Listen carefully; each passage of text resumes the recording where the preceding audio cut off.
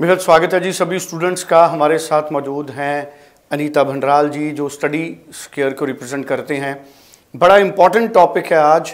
Australia में जिन students के funds genuine हों, जिनकी इनकम और सोर्स ऑफ इनकम अच्छी तरह से एक्सप्लेन्ड हो और फंड्स जेन्युइन हों, ऐसे स्टूडेंट्स को 99% वीज़े मिल रहे हैं जिनके फंड्स जेन्युइन हैं। और ऐसा नहीं है कि प्रोफाइल मैटर नहीं करता, प्रोफाइल भी मैटर करता है। तो अनीता जी आज फंड्स, इनकम और source of income, in topics पे आज हमें डिटेल में एक्सप्लेन करेंगी ताकि वो स्टूडेंट जिन्होंने नवंबर इनटेक 24 में अभी फाइल्स लगानी है वो समझ सकें, और बच्चों के पेरेंट्स, माँ बाप भी ज़रूर इस वीडियो को ध्यान से सुने। और जिन बच्चों के पेरेंट्स सरकारी मुलाजिम हैं, प्राइवेट मुलाजिम हैं, बिजनेसमैन हैं, शॉपकीपर हैं, उन सब के लिए ये वीडियो बड़ी इंपॉर्टेंट है। शुरू से लेकर आखिर तक आप अनीता जी की हर बात सुने। और जिन स्टूडेंट्स ने फाइल लॉन्च करनी है उनके लिए फाइल लॉन्चमेंट से पहले ये बड़ा ज़रूरी है, क्योंकि ऑफ़र तो बड़ी तेज़ी से ऑस्ट्रेलिया से मिल रही है स्टडी स्केयर, क्योंकि बहुत सारी ऐसी यूनिवर्सिटीज़ हैं जिनके साथ डायरेक्ट एसोसिएट है स्टडी स्केयर। इसलिए स्टडी स्केयर को बड़ी आसानी से अच्छी अच्छी यूनिवर्सिटीज़ की ऑफ़र्स मिलती हैं इनके स्टूडेंट्स को। लेकिन समझना बड़ा ज़रूरी है कि फ़ाइल लॉन्च करने से पहले आपके फंड्स कैसे मैनेज हों, और किसी भी स्टूडेंट ने गैर कानूनी तरीके से अपने फंड शो नहीं करने, ब्याज पर किसी से लेकर फंड शो नहीं करने। अगर आप बैंक लोन लेते हैं तो ठीक है। तो अनीता जी मैं चाहूँगा पूरा आप स्टूडेंट्स को गाइड करें फंड्स, इनकम और सोर्स ऑफ इनकम के बारे में। तो अगर मैं बात करूं, जब आपका ऑफर लेटर आ जाता है उसके बाद आपका जो प्रोसेस रहता है वो जीएस का प्रोसेस रहता है, जिसको हम पहले जीटी भी बोलते थे। तो जीएस में आपको मेजरली जो यूनिवर्सिटीज़ आपसे पूछती है, दो चीज़ें पूछती है। What is your family income and आपको आपकी स्टडीज़ के लिए कितने फंड्स जो हैं वो आपकी फैमिली आपको शो कर रही है। तो अगर हम बात करते हैं income and funds, these are the two terms. तो इनकम दैट मीन्स आपकी फैमिली की कितनी इनकम है। अगर मैं बात करूँ तो बहुत सारे, तो हमारे पास जो मेजरली जो स्टूडेंट्स आते हैं तो तीन उनकी मेजरली ऑक्यूपेशंस होती हैं। पहला कि स्टूडेंट के जो पेरेंट्स है वो एग्रीकल्चरिस्ट है, उनका बैकग्राउंड, ठीक है। दूसरा आता है कि गवर्नमेंट जॉब या प्राइवेट जॉब करते हैं, ठीक है। तीसरा आता है कि बिजनेस क्लास। सो अगर मैं बात करती हूँ स्टेप बाय स्टेप, अगर मैं बात करूँ तो अगर किसी की फैमिली जो ऑक्यूपेशन है वो एग्रीकल्चरिस्ट है, सो बहुत सारे कंसल्टेंट्स हैं और मे बी बहुत जगह पे आपने सुना होगा कि एग्रीकल्चरिस्ट जो इनकम है वो एक्सेप्टेबल नहीं है, लेकिन ऐसा बिल्कुल भी नहीं है। उसके लिए there are few universities who are accepting the agriculturist income as well. तो अगर आपकी फैमिली का ऑक्यूपेशन है, आप खेती बाड़ी करते हो, तो आप अप्लाई कर सकते हो, ज़रूर अप्लाई कर सकते हो। बस डॉक्यूमेंट जो होते हैं वो यूनिवर्सिटी स्पेसिफिक डॉक्यूमेंट मांगते हैं कि अगर आपकी एग्रीकल्चर, खेती बाड़ी अगर आपका ऑक्यूपेशन है तो you need to show the income certificate. और इनकम सर्टिफिकेट में प्रॉपर वेरिफिकेशन होती है, बिकॉज पहले क्या होता था, तहसीलदार सर्टिफिकेट होते थे, आपके जे फॉर्म आ जाते थे, तो वो अब बंद हो चुके हैं। लेकिन अब जो इनकम सर्टिफिकेट है उसमें प्रॉपर बारकोड होता है, उस बारकोड में पूरा पता चल जाता है कि आपकी कितनी इनकम है। तो अगर वो आपका बिल्कुल जेन्युइन तरीके से है, कोई प्रॉब्लम नहीं है।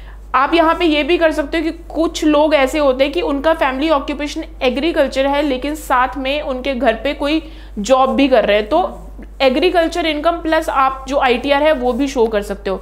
अब बात करते हैं, क्योंकि जब इनकम की बात करते हैं तो हम 12 से लेकर 14 लाख के बीच में आपकी फैमिली इनकम होनी चाहिए। तो कुछ लोग ऐसे होते हैं जिनका बिजनेस है, मे बी जो जॉब कर रहे हैं, उनके 12 से लेकर 14% उनकी अकेले की इनकम होती है, लेकिन वो जो होते हैं वो सिर्फ 10% होते हैं। बाकी के जो 90% होते हैं वो 90% की उनकी जो इनकम होती है 6 से 7 लाख होती है, 7 से 8 लाख होती है। अब ऐसे सिनेरियो में क्या किया जाए? ऐसे सिनेरियो में आपको उस इनकम को 12 से 14 लाख करने के लिए आप स्पॉन्सर्स को ऐड कर सकते हैं। और जो स्पॉन्सर्स हो सकते हैं, जैसे कि मेन एप्लीकेंट है, मेन एप्लीकेंट के मम्मी और पापा, वो दोनों अलग अलग एक एप्लीकेंट के स्पॉन्सर्स कहलाए जाएंगे।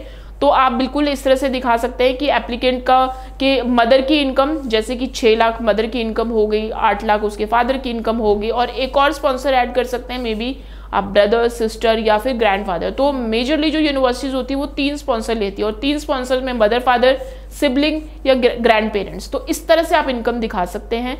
आपको कुछ नहीं इस चीज़ में प्रॉब्लम आ रही है तो you can just call us and then you can discuss your profile accordingly. तो ये तो रहा एग्रीकल्चरिस्ट का। अब दूसरा रहा वो लोग जिनका जो ऑक्यूपेशन है, जो कि जॉब करते हैं, तो वो ITR अपनी फिल करते ही हैं, ठीक है, वो अपनी ITR दिखा सकते हैं। उसी तरह से जैसे मैंने आपको पहले एक्सप्लेन किया था कि अगर लेट सपोज पूरी 12 से 14 लाख के करीब नहीं बन रही है इनकम, तो वो वैसे ही कर सकते हैं, मदर, फादर एंड एक और स्पॉन्सर ऐड कर सकते हैं। अगर आपका बिजनेस है तो आपको अपने बिजनेस के डॉक्यूमेंट आपसे MSME मंगवाते, MSME भी आप दिखा सकते हो, लेकिन MSME फ्रेश MSME अब नहीं चलता है, थोड़े बैकडेट पे मतलब पुराना होना चाहिए, वो है आपका बिजनेस का रजिस्ट्रेशन नंबर, GST नंबर, ये सारा सब कुछ देखते हैं, कितना टर्नओवर आपकी बिजनेस में आ रहा है वो आपके ITR में दिख जाएगा। तो this is the way how you can show the funds. अब उस चीज़ को कैसे एक्सप्लेन करना है, कैसे रिप्रेजेंट करना है, ये मैंने सिर्फ आपको एक ओवरव्यू दिखाया है कि आप इस तरह से अपने फंड्स ज़रूर दिखा सकते हैं, लेकिन उसको कैसे प्रेजेंट करना है उसके लिए आप ज़रूर हमारी गाइडेंस ले सकते हैं। You can call us on below given number. दूसरी चीज़ इसमें ये आ जाती है, ये तो रही इनकम की बात। अब उसके बाद अगर हम बात करते हैं जेन्युइन फंड्स की बात, तो जेन्युइन फंड्स में बहुत सारी यूनिवर्सिटीज़ की सबकी अपनी अपनी रिक्वायरमेंट होती है, लेकिन मेजरली जो फंड्स एक्सेप्टेबल होते हैं वो मैं आपको बताती हूँ।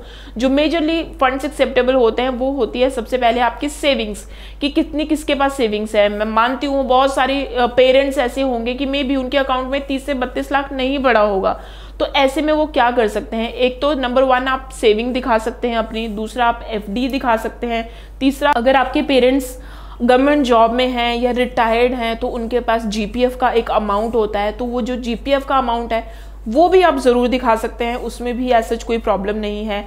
इसके अलावा आप अपनी जितनी भी CA सर्टिफिकेट आप दिखा सकते हैं, कितनी आपके पास एसेट्स हैं वो भी आप दिखा सकते हैं, लेकिन मेन जो सेविंग्स में आपका जो फंड्स में होगा ये 3-4 चीज़ें ऐड होंगी। उसके अलावा अगर आपके पास ये कोई भी चीज़ नहीं है तो then what you can do, अगर आपने अभी अभी अपनी लैंड सेल करी है तो आप अपने सारे जो सेल डीड है वो भी दिखा सकते हो।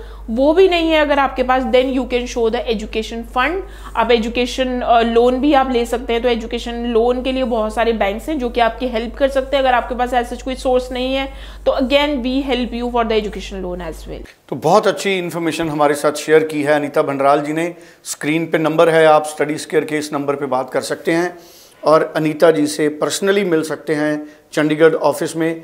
फ़ोन पे जूम मीटिंग के ज़रिए आप अपनी जो ऑनलाइन इंटरव्यू है या ऑनलाइन काउंसलिंग है वो आप हासिल कर सकते हैं। कोई भी क्लैरिटी हो तो ज़रूर एक बार पूछें, फिर फैसला करें। Thank you so much.